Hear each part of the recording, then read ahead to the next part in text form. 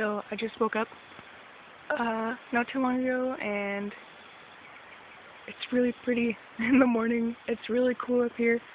Um, that's just the view from where I am in the Maloka. Well, it's a lot of foliage. It's a lot less like colorful than I would have expected. And I haven't seen a whole lot of animals, which is surprising, but I don't know what the rainforest is like, so yeah. This is just where I'm at, and there's a little thing right there to put your special things in during ceremony. The night got pretty cold, or, cold for me, and so I used that heat blanket, and it was super helpful. It kept me real toasty, and I loved it. Yeah, pretty much it.